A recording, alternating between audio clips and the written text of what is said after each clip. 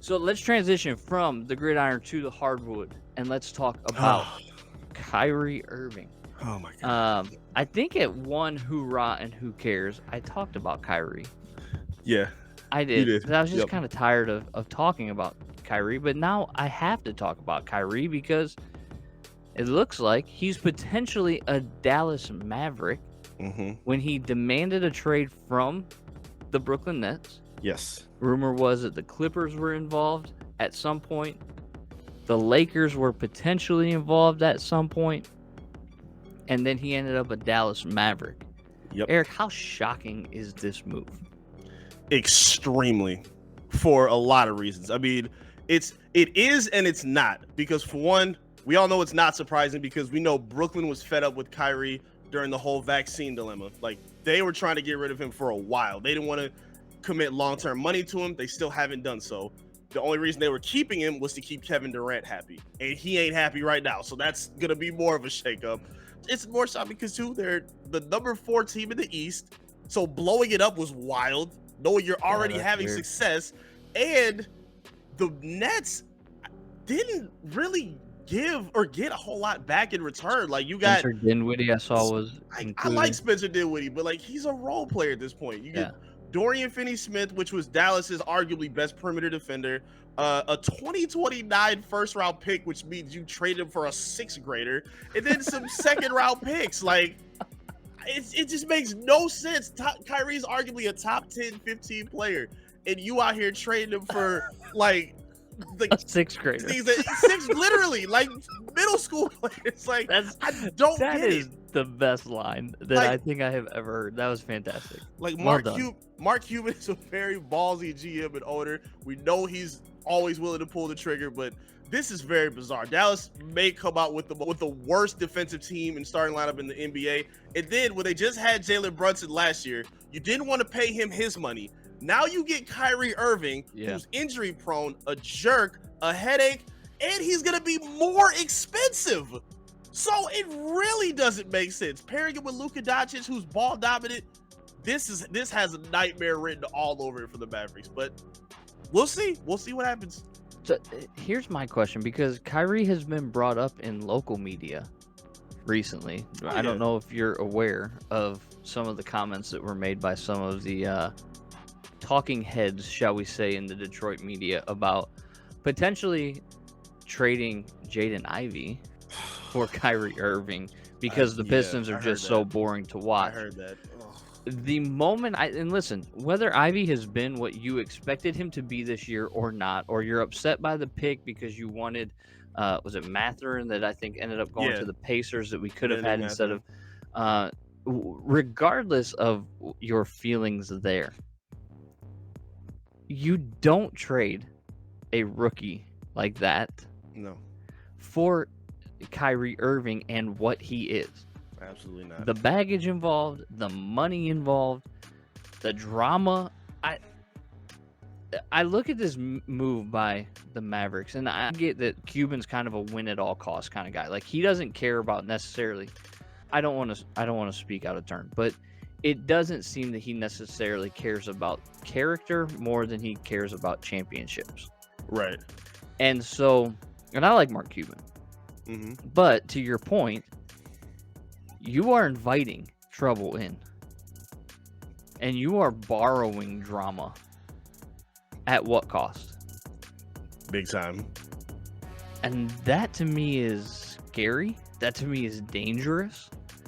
And I really, really am glad that Kyrie is now in Dallas. Like, just whatever. That's fine. Anytime bad things happen to Texas teams, I'm fine because I live there. Totally agree. Right? Not a huge fan of any of the Texas teams at all.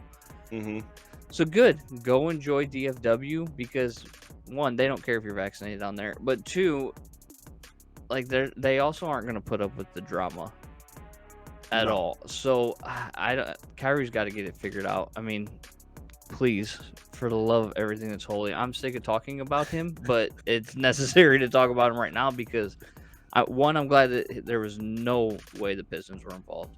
No way. And then I saw LeBron James come out and say that he's disappointed that the Lakers didn't try to trade for him. Yeah, that was hilarious.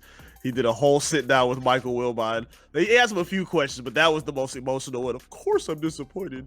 As though I know I have chemistry with dude. Stop. Just stop. That was years ago. Y'all not in the same place now. Cut it out. No, and LeBron, you've proven to be the worst GM ever in the history of basketball as it is. The argument is up there for sure. I mean, like, I know this is turning into a conversation about LeBron, but like, can LeBron just play? Just stop with all the like GM and move making and stuff as well. I respect him as the greatest player in the game. I get it, right? I don't know if I can go as far as to say the greatest of all time, but it's a debate. It's a conversation. Yeah. It's a conversation. But at the same time, like, dude, like you are a franchise ruiner in a lot of ways with the way that you go into them and you tear them apart to get the players that you want to play. Like, and Miami finally recovered. Cleveland, they recovered because they traded for Spida Mitchell and all that, but drafted really well too. Yeah, drafted really well. But man, oh man, Kyrie and LeBron coming together would be like, I don't even know what it is, but just a whole explosion of, and in LA, which makes everything 6 times as worse scientifically. So, yes. That was my only hope. I don't have anything against the Lakers. Like, Kobe Bryant's my favorite player of all time, but I'm not a Laker fan. So, like, how they sit now, I don't care about the Lakers. And knowing LeBron's track record of what you said, how he builds teams, how coaches have been fired, how players have been moved, like, he doesn't have, like, I like teams that build continuity, show some development, go through the grind, like what the Celtics have done, what the Grizzlies have done, what like yes, absolutely. And so LeBron, David Robinson, the Tim, like just hopping from team to team, getting rid of young talent, getting coaches out. Like, I hate that about what LeBron is doing. And now Kyrie is kind of doing the same mold now in his own light. Like, you've been on good teams outside the Cleveland early days, and you've been imploding on all their future assets, all of the promise they had, and then your stability with them as well. You've just been a headache just relentlessly. Now, with a Luka Doncic who's been more vocal, he talks more trash, he's been very outspoken about wanting more help in Dallas, and now you bring the most problematic person in the NBA as your backcourt mate. Whew, I can't wait to see how bad this experiment goes. It's gonna be bad. It really will be.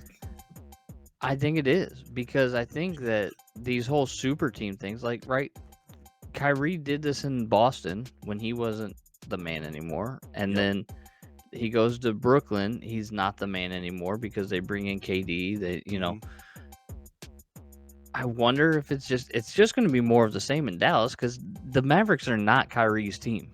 No, not at all. The Mavericks are Luka's team. Yes.